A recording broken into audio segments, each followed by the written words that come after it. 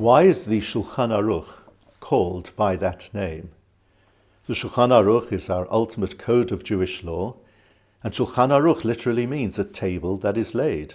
So what's the connection between a table that has been laid in anticipation of a meal that is about to commence and Jewish law? I recall that when I was studying in Israel at Yeshivat Keren B'Yavne, our Rosh Yeshiva, Rav Goldvicht, went for, I think, his first visit abroad. It was to a wedding of one of the Bachurim in Antwerp. He came back from Antwerp, and in his first talk to the Yeshiva, after his return, he said, "In Antwerp I discovered why the Shulchan Aruch is called by that name."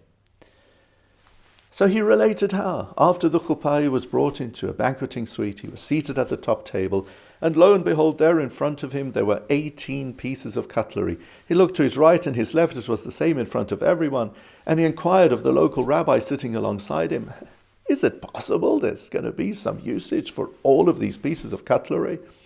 The local rabbi said, "Well, I can't exactly explain it, but one thing's for sure. If you go for it, you'll discover, after 4 or 5 hours, they'll all be gone. Have a good evening." And that's exactly what the Rosh Yeshiva did. Divrei Torah, dancing, lots of eating.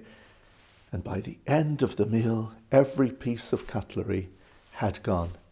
And then the Rosh Yeshiva said, "Isn't that exactly how some people relate to the Shulchan Aruch? They want meaning in life, they open its pages, and what do they find is written there? Every morning put a box on your head and a box on your arm.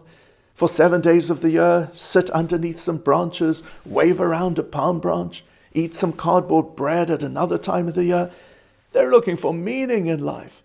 And they turn to somebody who is an observant Jew and they say, "Can you explain it all?" And the observant Jew will say, "A bit difficult to explain, but the only advice I've got to give you is go for it. And like me, you will discover there's incredible meaning in this way of life."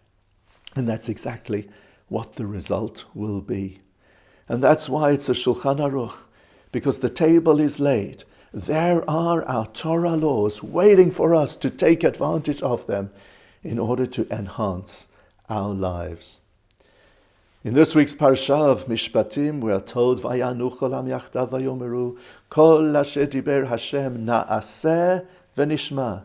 Bnei Yisrael at the foot of Mount Sinai declared, whatever Hashem says, we will do, and then we will understand. In order to reach the nishma, to appreciate and understand Torah law, first must come the na'aseh, to do it, to be involved in it, to go for it, to embark on that meal, to enjoy it, and then to realize what incredible, divinely inspired meaning there is for everything that is in our Torah. My entire message is encapsulated in the words of the Psalms, "Ta'amu ur'u ki tov Hashem." Taste and you will see that the Lord is good. It's through engaging with Torah law, through enjoying a Jewish way of life, through the practice of our tradition, that we can appreciate how fortunate and privileged we are to have the Torah law to guide us through our lives. Shabbat Shalom.